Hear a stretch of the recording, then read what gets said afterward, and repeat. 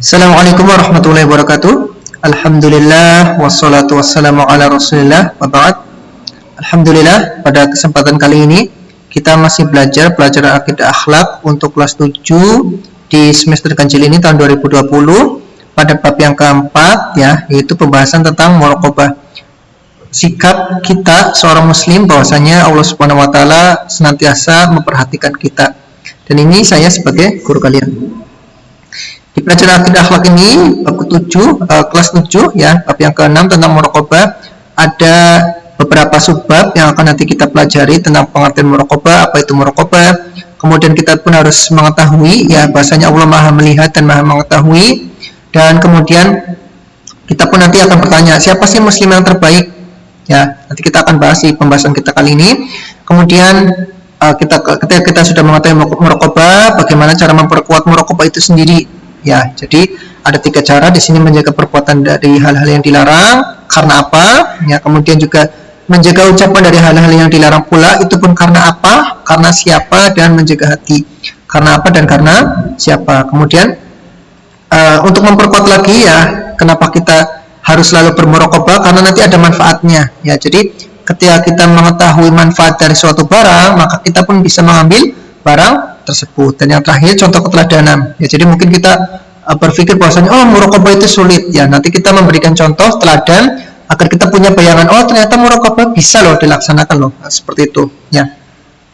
Kemudian sebelum kita belajar, ya, seperti biasa, marilah kita berdoa kepada Allah Subhanahu wa taala, memohon agar pembelajaran kita kali ini dimudahkan dengan salah satu doanya, Allahumma inni as'aluka ilman nafi'a. Ya Allah, kami minta kepada Engkau ilman nafi'a, ilmu yang bermanfaat, bukan hanya untuk diri kita pribadi, namun juga untuk orang lain. Warizqan thayyiba, dan rezeki yang bukan hanya halal, namun pula bergizi, agar kondisi fisik kita, otak kita menjadi semuanya sehat walafiat. Kemudian wa amalan mutaqabbalan, agar semua amal ibadah kita diterima, salat kita, puasa kita, zakat kita, dan termasuk pembelajaran pada hari ini. Dan kita pun berdoa dengan doa yang lain, semisal Rabbi zidni ilma, ya Allah tambahkanlah kepada kami ilma, agar mudah menghafal pelajaran, warzuqni fahma, dan berikanlah kepada kami rizki berupa pemahaman, agar kami bisa mudah memahami pelajaran ini dan mudah pula untuk memahamkan kepada orang lain. Dan Ustaz pula memberikan sebuah hadis agar kita senantiasa semangat untuk belajar dan mengajarkan ilmu. Di antaranya, idza mata ibnu Adam, ketika anak cucu Nabi Adam wafat, di antaranya kita semua manusia, in qata amalhu, maka otomatis semua amalannya pun terputus. Illa min thalath, ada 3 hal yang walaupun kita sudah wafat, namun amalan tersebut masih bisa kita nikmati pahalanya. Itu apa? Sedekah jariyah, untuk kita wakaf membuat masjid, sekolah, dan sebagainya. Au ilmin yuntafa'u bihi, atau ilmu yang kita ajarkan kepada tetangga kita, saudara kita, murid kita, dan sebagainya. Awaladin soleh yad'ulah, atau seorang anak yang senantiasa mendoakan ayahnya, ibunya, walaupun ayah ibunya sudah wafat, namun tetap ampunan dan doa dari anaknya bisa sampai kepada mereka. Kemudian seperti biasa, ya, Ustaz senantiasa mewanti-wanti kepada kalian agar senantiasa menjaga adab kepada gurunya, senantiasa menghormati gurunya, ya, agar hubungan antara murid dan siswa itu harmonis. Dan perlu diketahui bersama bahwasanya ketika seorang guru itu menghukum kalian, ya, menasihati kalian, bukan berarti guru tersebut benci, tidak, ya. Layaknya seperti seorang anak yang berada di tepi jurang, maka orang yang berada di sampingnya pun akan menyelamatkan anak tersebut. Ya, bisa jadi anak tersebut jatuh dan sebagainya, berdiri, berdarah, ya. Itu lebih bagus daripada anak tersebut jatuh ke dasar jurang bahkan sampai mati. Dan ini saya memberikan pembelajaran pada tahun 1969, ya. Kalau ada siswa nilainya kecil, ya, bukan hanya mendapat marah dari gurunya, namun pula mendapat marah dari orang tuanya. Kemudian anak tersebut pun berpikir dan kemudian berusaha untuk merubah nilainya sendiri. Nah, beda dengan hari ini, ya, Masya Allah. Anak nilainya jelek, cengengesan, kemudian meminta kepada orang tuanya agar memojokkan sekolah, kemudian orang tua pun memojokkan gurunya, dan terjadi debat-debat dan sebagainya. Dan ini kita tidak inginlah hal-hal seperti ini. Kita ingin hubungan antara siswa dan guru adalah semuanya harmonis. Dan ini pun senantiasa akan mengingatkan kalian agar senantiasa bersyukur dan tidak mengeluh serta membuat bangga orang tua kalian. Ya, lihat di sini sekolahnya tuh, ya, sekolah-sekolah lah seperti itu. Ini tidak bisa disebut tembok, ya, hanya anyaman bambu, namun anak-anaknya tetap semangat. Dan begitu pula di sini ya kawan-kawan kita yang sedang kelaparan, yang mereka tidak bisa makan setiap hari, dan kita alhamdulillah walaupun berada di pandemi ya virus corona tahun 2020 ini kita masih bisa menikmati makan ya, walaupun misalkan bisa jadi kita makan tanpa lauk, alhamdulillah masih bisa makan. Ya, kita masuk ke subbab yang pertama, yaitu tentang pengertian muraqabah. Mari kita pelajari bersama, tetap semangat. Muraqabah ya secara bahasa berasal dari kata muraqabah. Raqabah ya muraqabah itu artinya mengawasi. Kayak misalkan kalau kalian imtihan ya ikhtibar, ada misalkan muraqib al-ikhtibar, muraqib al-imtihan. Ini adalah artinya pengawas ujian. Nah, seperti itu. Ya, muraqabah adalah mengawasi. Ya, siapa sih yang mengawasi kita? Itu Allah Subhanahu wa taala. Itu secara bahasa, dan secara istilah itu apa? Pengetahuan dan keyakinan ya. Jadi yakin dalam hati, bukan hanya sekedar dia memahami pelajaran kemudian dia hanya sekedar untuk meluluskan ujiannya, tidak, tapi keyakinan dari diri sendiri seorang hamba ya, seorang muslim yang baik, bahwasanya apa sih? Dirinya itu selalu diawasi ya. Jadi ketika dia sholat, ketika dia zakat, ini dalam ketaatan, dan bisa jadi ketika dia bermaksiat ya, itu senantiasa diawasi oleh Allah Subhanahu wa taala dan diperhatikan oleh Allah ya, karena Allah Subhanahu wa taala Maha melihat, karena Allah Subhanahu wa taala Maha mendengar. Baik secara zahir ya, kita misalkan mengerjakan sholat, ruku, sujud dan sebagainya, kita bermaksiat ya, itu zahir kita nampak oleh Allah Subhanahu wa taala, maupun secara batin ya. Jadi misalkan kita berniat baik, nanti pulang sekolah saya ingin bersedekah, itu Allah tahu ya. Begitu misalkan kita berniat buruk, entar malam saya akan bermaksiat, itu Allah Subhanahu wa taala tahu walaupun di dalam batin ya. Jadi kita ulang lagi, muraqabah secara bahasa artinya mengawasi ya, misalkan muraqibul imtihan artinya pengawas ujian, dan secara istilah itu apa? Pengetahuan dan keyakinan ya. Jadi hamba tersebut melakukan ini, hamba tersebut meninggalkan perbuatan maksiat, kenapa sih? Karena yakin ya, yakin akan apa? Yakin seorang hamba bahwasanya dirinya selalu diawasi ya, dan diperhatikan oleh Allah, baik secara zahir misalkan sholat ataupun meninggalkan maksiat ya, maupun secara batin misalkan dia niat untuk berbuat baik ataupun niat untuk berbuat maksiat, semuanya diketahui oleh Allah Subhanahu wa taala. Kemudian kita masuk ke sebab yang kedua, yaitu Allah Maha melihat dan mengetahui ya. Jadi kita harus mengetahui secara yakin bahwasanya Allah Maha melihat dan Maha mengetahui ya, baik itu sesuatu yang kecil, sesuatu yang besar, semuanya nampak oleh Allah Subhanahu wa taala, sebagaimana yang Allah firmankan dalam surah Al-An'am ayat 59, wa ya'lamu ma fil barri wal bahr, dan Allah Subhanahu wa taala Maha mengetahui apa saja yang ada di bar ya, bar itu daratan, baik itu di gunung, gurun pasir dan sebagainya, wal bahri ya, baik itu di danau, lautan, samudra dan sebagainya, di ujung danau, di dalamnya palung laut, itu Allah Subhanahu wa taala mengetahuinya, tahu ya. Jadi Allah Subhanahu wa taala itu tidak hanya sekedar menciptakan matahari, menciptakan bumi kemudian membiarkannya, tidak, tapi Allah Subhanahu wa taala pun merawat ya, mengatur semuanya itu.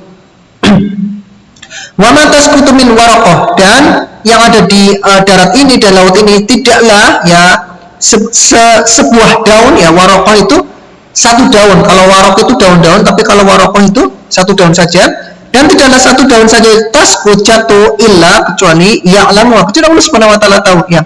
Coba bayangkan, pohon itu kan di dunia banyak sekali, satu pohon ratusan bahkan ribuan daun, dan setiap daun yang jatuh itu Allah Subhanahu wa taala tahu. Coba berapa miliar pohon-pohon yang ada di dunia ini, Allah Subhanahu wa taala tahu ketika pohon itu jatuh. Wala habbatin, dan tidak pula biji fi dzulumatil ardh, di dalam perut bumi ya, ketika biji itu tertanam, ada yang mati, ada yang tumbuh kemudian mengeluarkan tunas, itu semua Allah Subhanahu wa taala tahu walaupun di dalam tanah. Wala rabbin ya, ataupun yang basah ya, makhluk basah, biji basah dan sebagainya, wala yabis ya, ataupun yang kering, illa fi kitabin mubin, kecuali di dalam kitab yang nyata, yaitu Lauh Mahfuz ya. Jadi Allah Subhanahu wa taala tadi seperti yang saya katakan, tidak hanya sekedar menciptakan matahari, menciptakan bumi termasuk di dalamnya manusia ya, kemudian dibiarkan saja, biarkan manusia itu berbuat zalim, biarkan manusia itu makan tanpa hisab, tidak, tapi Allah Subhanahu wa taala selalu melihat manusia, selalu mengawasi manusia, ketika manusia itu berbuat baik ya, ketika manusia itu berbuat jahat dan sebagainya, Allah Subhanahu wa taala Maha mengetahui. Dan ingat, Allah Subhanahu wa taala pun bukan hanya sekedar itu manusia berbuat baik, itu manusia berbuat maksiat, tidak, tapi kelak nanti di hari kiamat ada nanti kelas 9 ya, di pelajaran akidah kelas 9 nanti kalian mengenal ada yaumul hisab, kemudian mizan, ya, kemudian sirat dan sebagainya. Itu sebagai konsekuensi dari maha melihatnya Allah Subhanahu wa taala. Kemudian kita masuk ke sebab yang ketiga, itu apa? Siapa sih ya muslim yang terbaik? Ya, kemudian kita bertanya-tanya, Ustaz, kita pengen loh jadi muslim yang taat. Bagaimana sih kriteria muslim yang baik itu? Nah, kita akan baca hadisnya. Dan hadis ini masyhur sekali ya, dan termasuk hadis yang ada di Arba'in Nawawi, dan kalian kalau anak santri pasti hafal lah hadis ini. Ini hadis Umar bin Khattab ketika sedang belajar ya bersama Nabi Sallallahu Alaihi Wasallam. Ini hadisnya sebenarnya panjang, kemudian Ustaz potong yang bagian ihsan saja, karena ini yang berhubungan dengan pembahasan bab kita kali ini, itu muraqabah. Qal, yang bertanya di sini itu Jibril ya. Ini kan disebut juga hadis Jibril. Ya, beliau datang dalam keadaan pakaiannya putih ya, dan sebagainya bersih. Padahal semua sahabat belum mengenal beliau, tapi beliau ini datang dalam keadaan pakaian bersih. Berkata malaikat Jibril ya, malaikat Jibril ini bertanya bukan dalam rangka beliau tidak tahu, tidak. Tapi malaikat Jibril ini bertanya kepada Nabi Sallallahu Alaihi Wasallam, kemudian Nabi Sallallahu Alaihi Wasallam menjawab. Nah, agar jawaban ini diketahui oleh para sahabat yang lain. Nah, jadi malaikat Jibril di sini mengajari kita bagaimana cara pengajaran yang baik. Ya, malaikat Jibril bertanya, mal ihsan, wahai Muhammad, wahai Nabi Allah, apa itu ihsan? Bagaimana sih seseorang itu disebut telah berbuat ihsan? Qal, kemudian Nabi Muhammad Sallallahu Alaihi Wasallam pun menjawab, anta budallah, engkau ketika beribadah kepada Allah, ya, sholat, zakat dan sebagainya, ka'annaka, seolah-olah engkau itu ketika engkau berdiri sholat, ketika engkau memberikan zakat kepada orang lain, tarahu, melihatnya. Nah, jadi ketika kita melihat Allah itu, sholatnya nanti khusyuk, ya, sedekahnya nanti ikhlas. Kenapa sih tarahu? Karena kita melihat Allah. Aku mau sholat karena aku melihat Allah, seperti itu. Ya, tapi ini tingkatan yang berat sekali. Ya, kemudian Rasulullah SAW memberikan tingkatan yang lebih rendah. Fa'ilam takun tarahu, ya, dan kalaupun engkau tidak bisa melihat Allah, dan memang tidak bisa. Ya, jadi di dunia ini tidak ada yang di dunia ini tidak ada yang bisa melihat langsung Allah Subhanahu wa taala kecuali Nabi Musa alaihissalam, ya. Bukan Nabi Musa alaihissalam. Memang di dunia ini tidak ada yang bisa melihat Allah Subhanahu wa taala. Ketika Nabi Musa alaihissalam ingin melihat Allah Subhanahu wa taala, Allah Subhanahu wa taala mengatakan tidak mampu. Ya, jadi Nabi Musa alaihissalam hanya bisa berbicara langsung, ya. Makanya Nabi Musa alaihissalam disebut kalimullah, orang yang langsung berbicara kepada Allah Subhanahu wa taala di dunia. Ya, bahkan Nabi Muhammad, Nabi Ibrahim pun tidak pernah berbicara langsung kepada Allah Subhanahu wa taala. Ya, memang kita tidak bisa melihat Allah. Fa'ilam takun tarahu, dan kalaupun kalian memang tidak bisa melihat Allah di dunia ini, ya, nanti kelak di akhirat kita bisa melihat Allah. Ya, semoga Allah Subhanahu wa taala memudahkan kita lah agar bisa memasuki surganya dan bisa melihat Allah Subhanahu wa taala, dan itu adalah kenikmatan yang paling besar. Fa'innahu yaraka, sesungguhnya Allah Subhanahu wa taala melihatmu. Ya, jadi walaupun kamu tidak bisa melihat Allah, tapi Allah melihatmu loh. Ketika kamu sholat, ketika kamu berbuat maksiat, itu Allah melihatmu. Nah, jadi ketika kalian berbuat sholat, zakat dan sebagainya, dan Allah melihatmu, harusnya kalian lebih semangat lagi loh ketika sholat, ketika sedekah. Nah, begitu pula kebalikannya. Fa'innahu yaraka, dan sesungguhnya Allah Subhanahu wa taala melihatmu loh. Ya, jadi ketika kamu ingin bermaksiat, jangan bermaksiat. Kenapa sih? Karena Allah melihat kalian. Dan ingin dan mungkin kalian bertanya-tanya, Ustaz, ini muslim terbaiknya dari mana? Ya, bahwasanya tingkat ihsan ini tertinggi di dalam hadis Jibril itu dan di dalam maratibnya Islam, ya, setelah iman dan Islam. Jadi kalau kalian baca lagi di hadis Jibril itu, malaikat Jibril pertama bertanya tentang masalah Islam, kemudian ketika sudah dijawab Rasulullah, malaikat Jibril bertanya tentang iman, dan yang terakhir adalah malaikat Jibril bertanya tentang ihsan, dan ini adalah ihsan tingkatan yang tertinggi. Dan memang agak berat ya ketika seseorang itu sholat karena Allah, kemudian seseorang itu meninggalkan maksiat karena Allah, itu berat sekali. Beda dengan misalkan seseorang sholat hanya sebagai rutinitas seperti itu, seorang mengeluarkan zakat itu sebagai rutinitas, itu mungkin nampaknya mudah ya. Tapi ketika seseorang itu sholat karena ingin dilihat Allah, ya, seseorang itu ingin zakat karena dilihat Allah, ini sungguh berat ya. Seseorang meninggalkan maksiat karena ingin dilihat oleh Allah, itu pun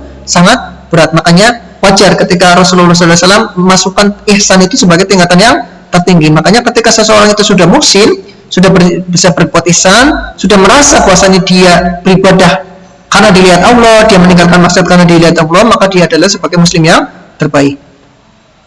Kemudian kita masuk lagi ke pembahasan yang keempat, yaitu bagaimana cara memperkuat muraqabah. Jadi tadi kita sudah mengetahui bahwasanya pengertian muraqabah, kemudian konsep muraqabah itu harus bagaimana, Allah itu mempunyai sifat apa. Ini kita memberikan tips ya agar kita bisa memperkuat muraqabah kita agar kita bisa ketika kita sholat seolah-olah kita dilihat, kita punya keyakinan bahwasanya kita sholat karena dilihat oleh Allah Subhanahu wa taala. Ada 3 tips, sebenarnya tipsnya banyak ya, cuman sini Ustaz memberikan 3 tips saja. Yang pertama, menjaga perbuatan dari hal-hal yang dilarang. Ya, jadi ketika kita ingin berbuat maksiat, aku tidak mau berbuat maksiat, kenapa sih? Nanti kita akan bahas. Kemudian menjaga ucapan dari hal-hal yang dilarang. Ini bersama. Kadang kan lisan kita mudah menggibai kawan, membuat adu domba tawan, berbuat dosa dan sebagainya. Biar kita tidak ghibah, tidak dosa itu bagaimana sih? Ya, nanti kita juga akan bahas. Kemudian kita pun menjaga hati. Ya, seperti tadi pengertian muraqabah itu ya, bahwasanya Allah itu senantiasa mengawasi dan memperhatikan kita, ya, baik perbuatan yang zahir, semisal sholat ya, atau bermaksiat, ataupun yang perbuatan lahir ya, batin. Jadi ketika seseorang niat, aku pulang sekolah mau sedekah, itu Allah Subhanahu wa taala tahu. Ya. Nanti malam aku mau berbuat maksiat, itu Allah Subhanahu wa taala tahu. Makanya kita pun harus menjaga hati kita.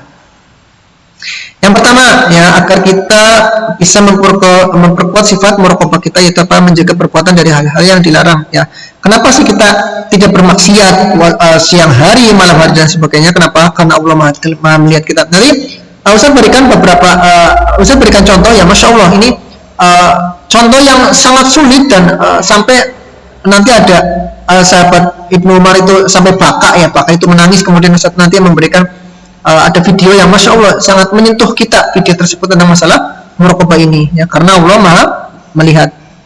Kita bisa mengetahui bahwasanya Allah Subhanahu wa taala Maha melihat sebagaimana yang Allah firmankan dalam surat Asy-Syu'ara ayat 218 sampai 219, alladzi yaraka hina taqum ya.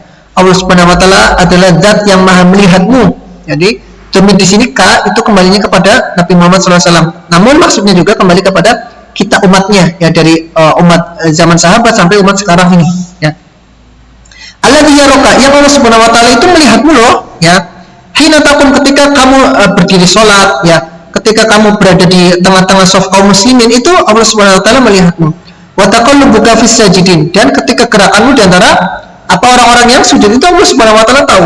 Ya, jadi ketika kita sholat berzikir, kemudian kita berkeyakinan dalam hati agar sholat kita diterima, itu Allah Subhanahu wa taala tahu. Ya, jadi nggak usah khawatir ya, misalkan kita tidak kita tidak diperhatikan oleh Allah dalam masalah misalkan rezeki kita ya dan sebagainya. Kita nggak usah khawatir. Kenapa sih? Karena Allah Subhanahu wa taala itu ketika menciptakan matahari, bumi, tidak hanya sekedar menciptakan saja, tidak, tapi Allah Subhanahu wa taala pun memperhatikan, yang mengatur bagaimana nanti manusia mendapatkan rezekinya itu pasti dicukupkan. Ya, tidak mungkin rezekinya itu tidak cukup. Dan ingat konsepnya bahwasanya Allah itu Maha adil. Ya, jadi di sini ketika Allah Subhanahu wa taala melihat ya gerakan-gerakan ketika kita sholat ya, agar mata kita tidak melirik ke sana kemari, ada hati kita tidak kemana-mana, maka selayaknya agar sholat kita pun menjadi khusyuk ya. Kenapa sih sholat kita khusyuk, hati tidak kemana-mana, mata tidak melirik kemana-mana? Karena Allah melihat kita. Ketika kita merasa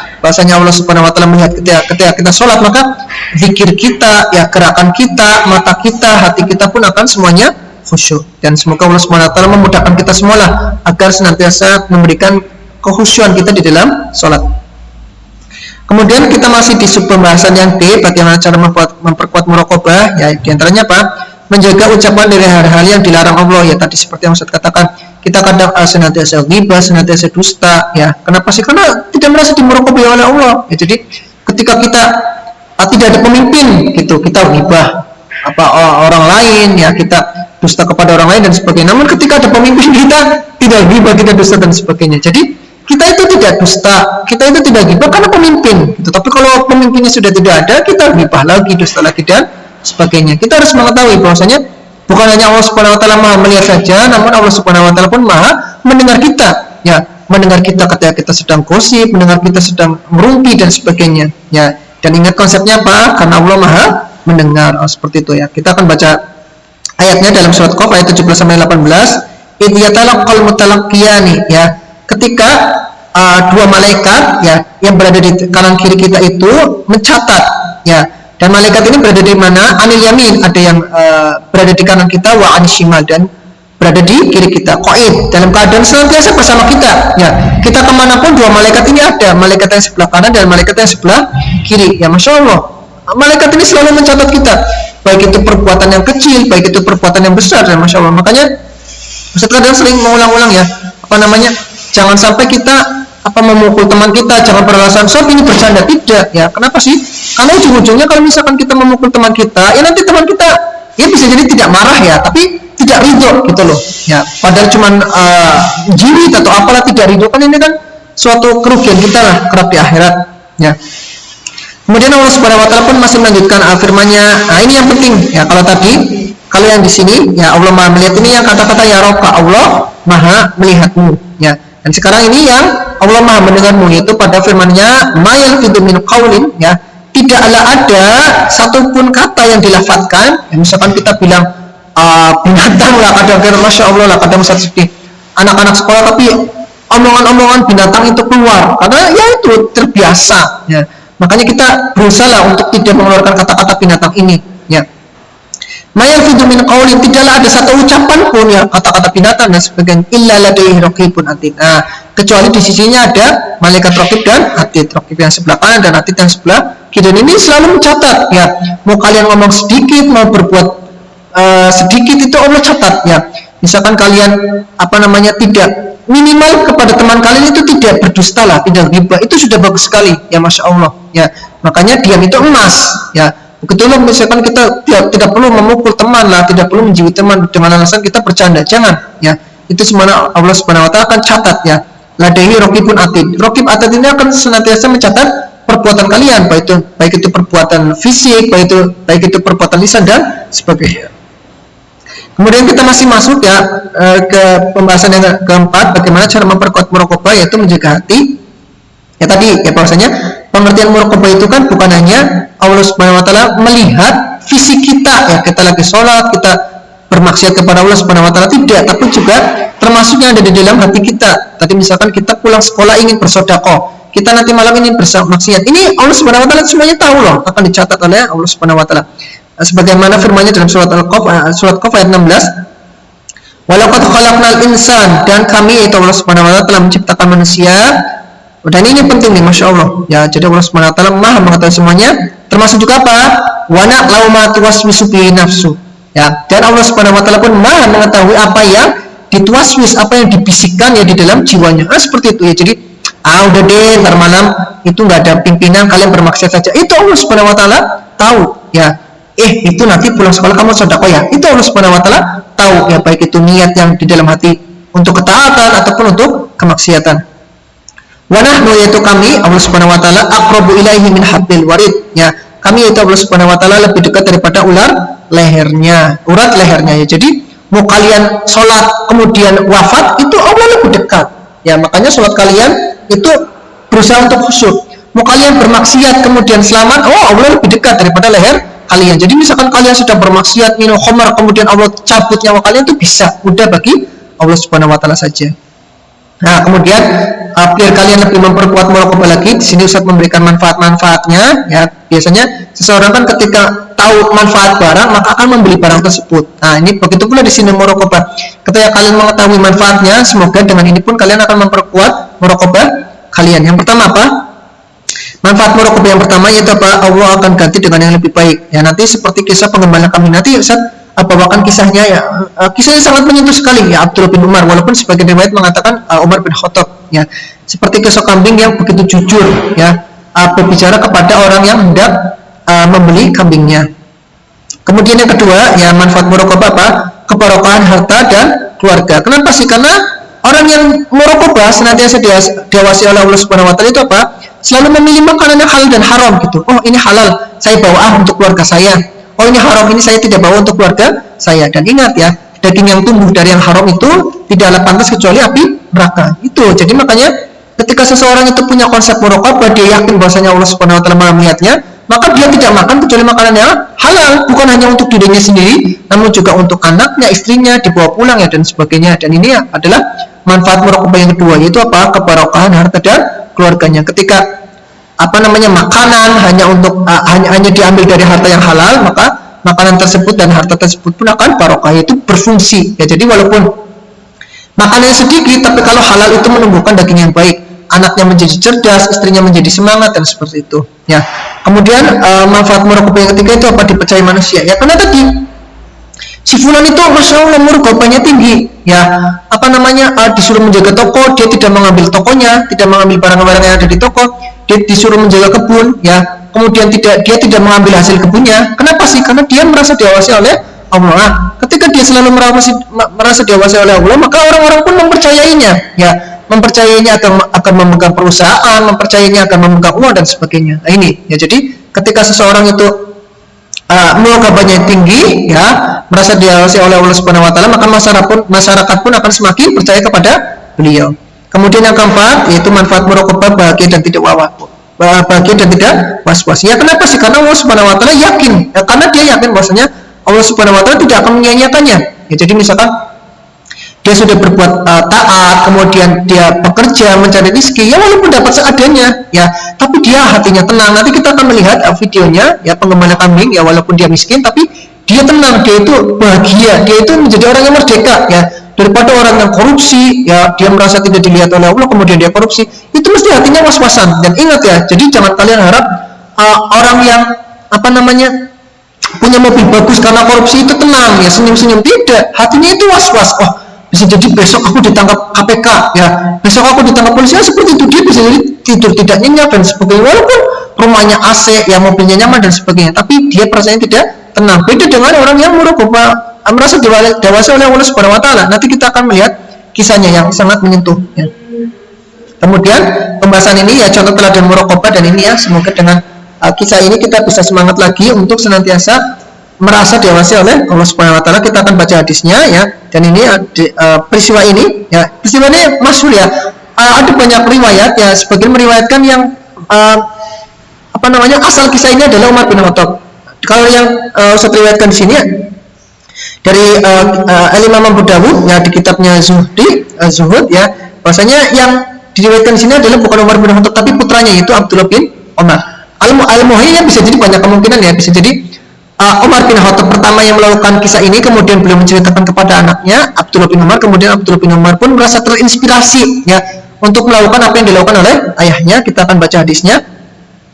Anak Abdullah bin Umar bin Khattab radhiyallahu an, ya bahwasanya suatu hari Abdullah bin Umar qabala ra'il ghanam, beliau menemui seorang apa namanya penggembala kambing, ya. Jadi kalau di Arab sana itu menggembalakan kambing itu jauh dari kota, ya.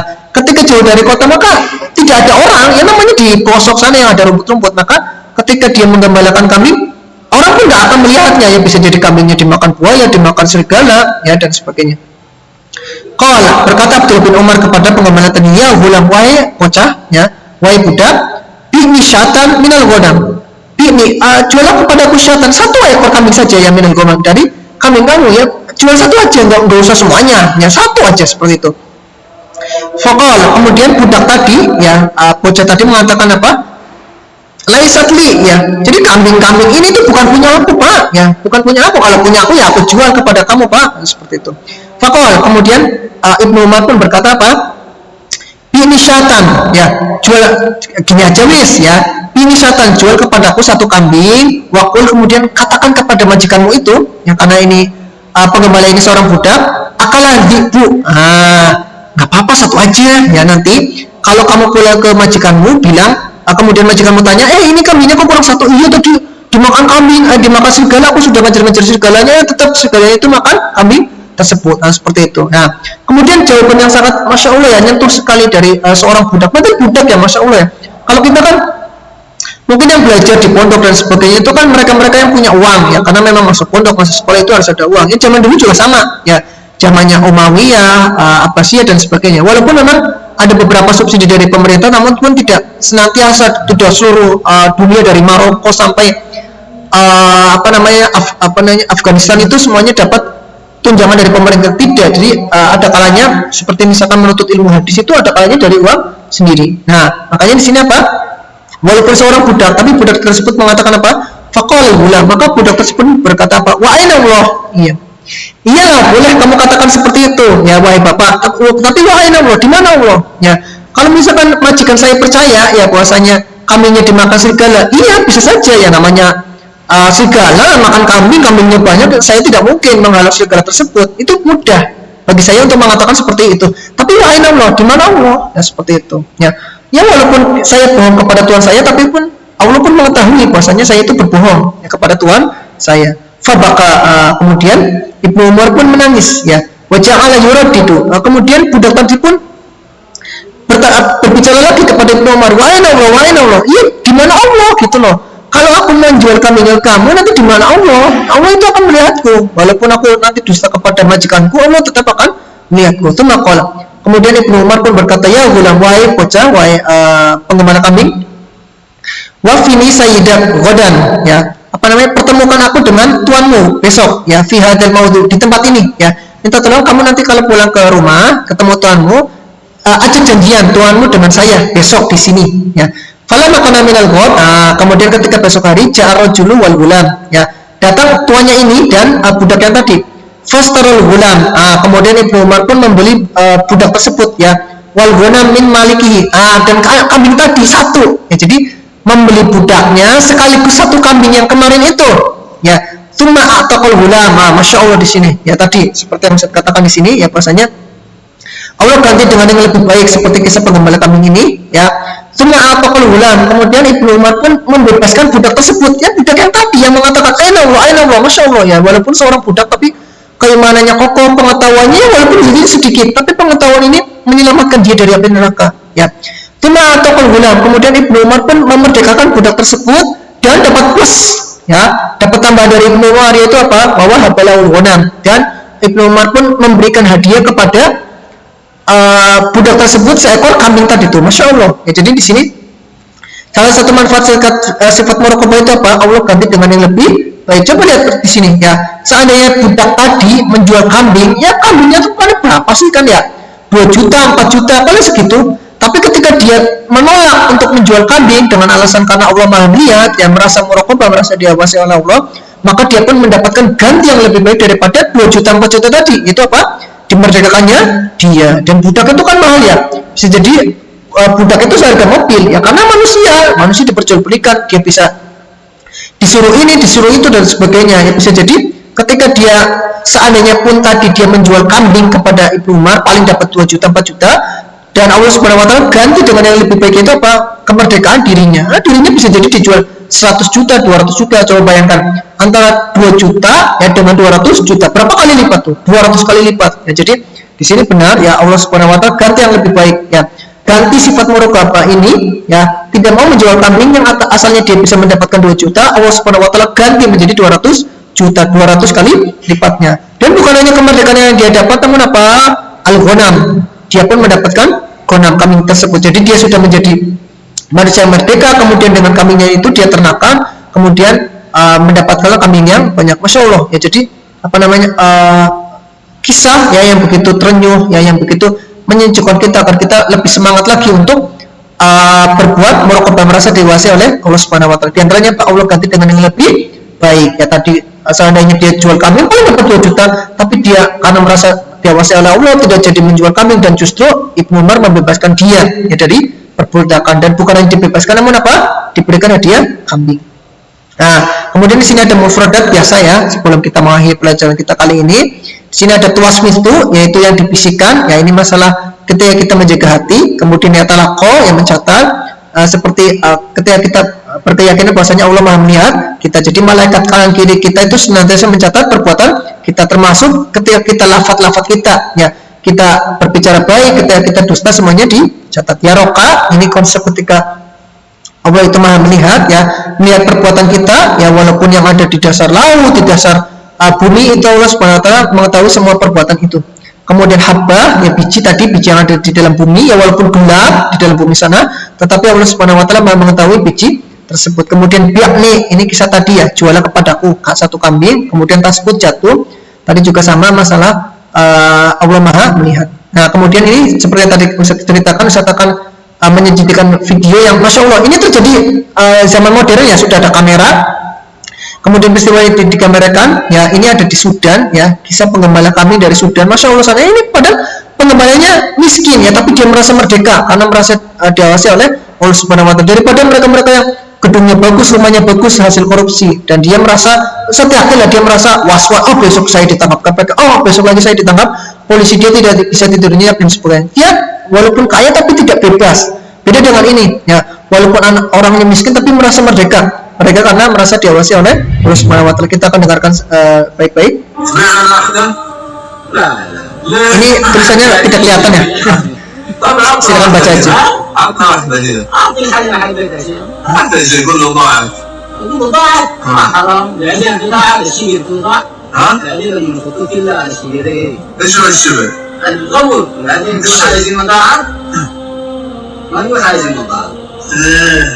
يعني الصعب هنا والله ان شاء الله يصير. مش رايك بالله قيمة تشبه مرتاح نفسيا الحمد لله. يأتي من الحلال من خلال مرتاح نفسيا. انا ساعتنا واحدة بس كده هذا شيء زي السمر الوطن. كيف زي السمر؟ السمر والوطن قريبة قراب بعض؟ لا بس انا كنت بدي معي. يا شيخ والله لو انا اديتك معي السمر والوطن نطبق صوت تكون يعني قراب بعض. نعطيك 200 ريال. مستحيل يعني مستحيل ان السمر والوطن تكون مع بعض صح؟ نعطيك 200 ريال. والله كنت تعطيني 200. يا شيخ والله صدق تعب 200 أرضي ما أعطيك. ليش؟ ما حد شايفك هنا يا شيخ. حقني؟ اول ما حد شايفك ما راح نعلم عنك. ها؟ الله لا عفوني. هلا نشوفك سبحان الله. بعدين مش عايزين ولا عايزين يا ربي. Ya, Masya Allah. Ya.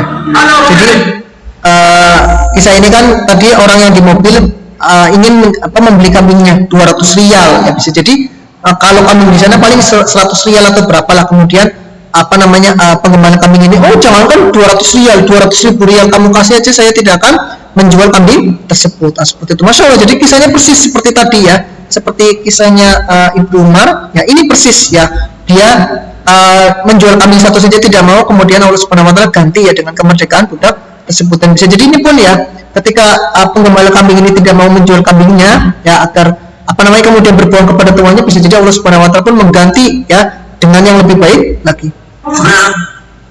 Ya, zadanallahu ilman wa ihsan. Semoga Allah Subhanahu wa taala senantiasa menambahkan kita ilmu ya dan semangat ya. Dan semoga yang kita pelajari ini bukan hanya untuk dipahami saja ya. Jadi bukan hanya kita belajar ini biar dapat nilainya tinggi, tidak, namun juga hendaknya untuk diamalkan. Dan terima kasih jika ada pertanyaan. Ini WhatsApp Ustadz atau email Ustadz ke sini.